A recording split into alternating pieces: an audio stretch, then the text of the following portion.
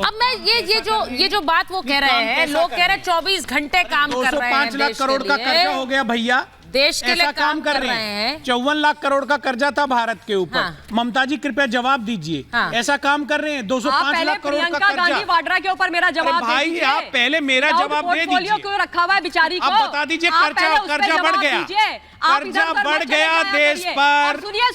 सुनिए एक दोहा नेता बदलने का समय आ गया है। मैंने किसके लिए बोला है? 205 लाख करोड़ की भारी एक एक करके बोले दुष्यंत जी, दब गई है। सवाल पूछ ले, जवाब सुन लीजिए। दुष्यंत जी, एक बड़ा प्यारा दोहा है कि पूत सपूत तो क्यों धन संचय और पूत कपूत तो क्यों धन संचय। जरा आप समझ जाइए मैं किन किन पुत्रों के लिए बोल रही हूँ। परिवारवाद के उन राजकुमारों के लिए जिनके माता पिता बांसुरी स्वराज जी को टिकट दिया, राजकुमारों के लिए बांसुरी स्वराज राजकुमारी को दिया, परिवार में की परिवार की बात और मीनाक्षी लेखी को बेचारी का टिकट काट दिया। अच्छा आज आपके लिए ये बड़ा अच्छा है, संघर्ष करके आई, टिकट कटा है। क्या सोनिया अच्छा एक सेकंड ये बोल देगी कि मैं एक एक करके बोलिए ना आप। दुष्यंत जी ऐसे नहीं, एक मिनट ममता जी। क्या सोनिया अच्छा ठीक है, मेरा एक छोटा, ठीक है जल्दी से बोलिए। क्या सोनिया जी आज अनाउंसमेंट कर सकती हैं कि पूरा देश मेरा परिवार है और मैं राहुल गांधी को राजनीति से संन्यास दिलवा करके सचिन पायलट को इस कांग्रेस की कमान देती हूँ? बताइए बताइए बोल सकती है। सीधा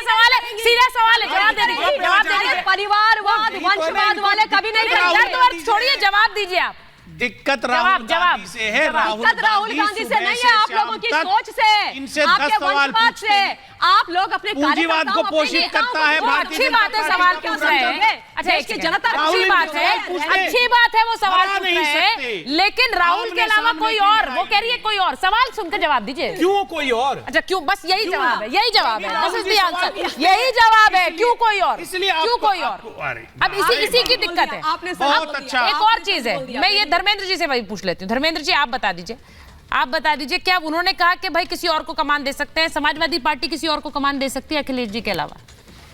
सिंपल। सुचारिता जी ये एक लोकतांत्रिक प्रक्रिया है, उसमें चुनाव होता है, कौन अध्यक्ष चुना जाएगा वो लोग तय करते हैं, कोई एक आदमी थोड़ा ना तय करता है। भारतीय जनता पार्टी में चुनाव ही नहीं होता, उसका सवाल कोई पूछता नहीं है। बात दूसरी मैं बताता हूँ आपको। नहीं तो आप ये कह रहे हैं मतलब किसी और को चुनेगी तो अखिलेश जी का हटाकर कोई और बन सकता है, ये कह रहे हैं आप? हाँ बिल्कुल बन सकता है, बिल्कुल बन सकता है, कोई और बन जाएगा, इसमें कोई दो राय नहीं है। ठीक है, देख लीजिए, आपने बोला है ये बोला है आपने। सुचारिता जी मेरी दूसरी बात सुन लीजिए।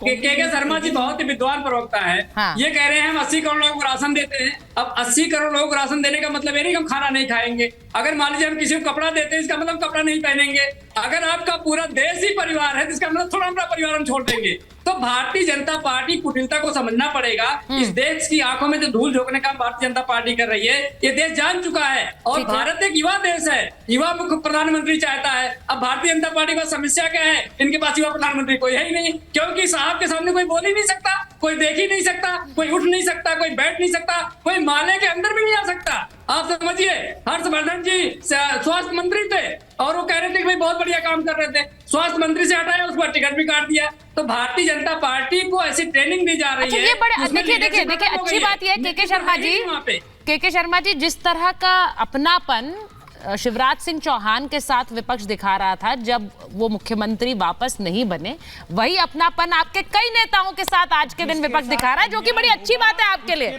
आज वो सब अच्छे हो गए इनके लिए। एक मिनट, आज वो सब अच्छे हो गए। मीनाक्षी लेखी हो, ठीक है, मीनाक्षी लेखी के प्रवक्ता आज दुष्यंत जी बने। मैं आपको बताऊं,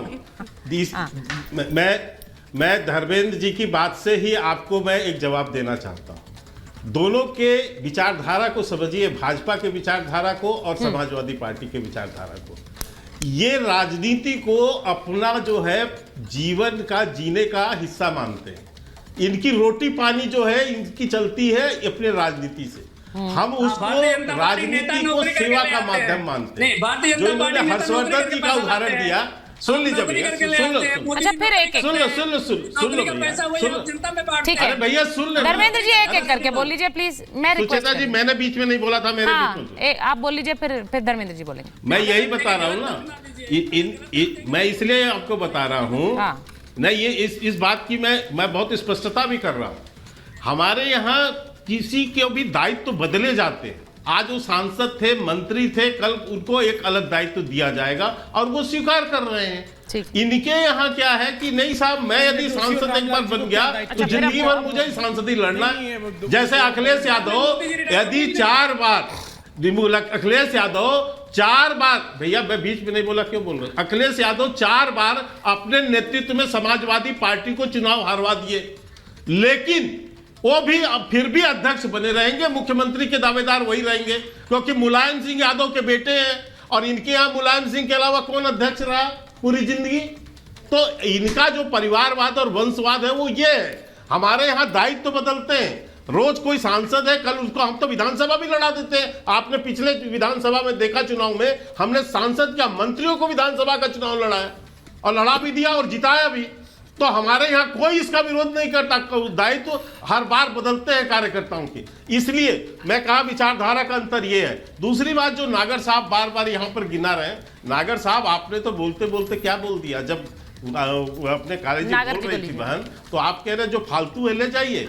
क्या जो है प्रियंका भी फालतू हो गई हैं आपके यहाँ?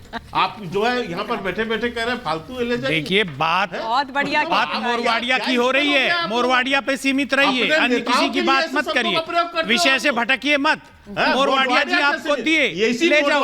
अशोक चौहान आपको दिया, ले जाओ, मोरवाड़िया ने लेके निकल जाओ। जो विचारधारा से सहमत नहीं वो हमें पसंद नहीं, चाहे वो मनोज पांडे हो चाहे मोरवाड़िया हो। अच्छा मैं एक बार ले जाइए आपके पास। अच्छा मैं करुणा जी के पास थोड़ा सा सवाल उस पर जवाब, ये जरूरी है, ये जरूरी है क्रम। क्या हो रहा है, हम लोग एक दूसरे के ऊपर बोल रहे हैं, ये क्रम थोड़ा सा बना कर रखते हैं। मैं एक बार करुणा जी के पास जा रही हूँ और ये मैं सवाल सिर्फ करुणा जी से पूछ जरूर रही हूँ, लेकिन इंपॉर्टेंट क्वेश्चन इसलिए है क्योंकि जब लालू जी कहते हैं करुणा जी के माँ का देहांत हुआ, उसके बाद उन्होंने सर के बाल नहीं हटवाए, ये हिंदू धर्म में होता है, ये बात बिल्कुल सही है। और लेकिन उन्होंने जब सीधे सीधे इसे लेकर नरेंद्र मोदी को कह दिया कि ये हिंदू ही नहीं है। अब जिन्होंने राम मंदिर की प्राण प्रतिष्ठा में जो अग्रसर होकर, जो सामने तस्वीर हमने देखी राम मंदिर की प्राण प्रतिष्ठा, जिन्होंने केदारनाथ का जीर्णोद्धार किया, महालोक हमने देखा, उनके बारे में क्या ये कहना कि वो हिंदू ही नहीं है और उस पर ये हमला करना, आपको लग रहा है कि ये आप पर बैकफायर नहीं करेगा? करुणा जी। देखिए सुचेता जी, उन्होंने सिर्फ एक लिमिटेड पॉइंट बोला था कि हमारे हिंदू परंपरा में लोग बाल दाढ़ी बनाते हैं। हाँ। जब किसी का देहांत होता है तो हाँ, उन्होंने वो बात कही थी। अब आप देखिए, बेसिकली बीजेपी का जो हेडलाइन मैनेजमेंट है और मीडिया मैनेजमेंट है, हाँ, कि उस पूरे स्पीच में उन्होंने बहुत सारे राजनीतिक सवाल किए थे बीजेपी से, लेकिन आज उसकी चर्चा नहीं हो रही है क्योंकि उसकी चर्चा बीजेपी नहीं कर सकती है। ये जनता के रोजगार पर, गरीबी पर, महंगाई पर, आम जनता की समस्याओं पर बात नहीं करना चाहती है।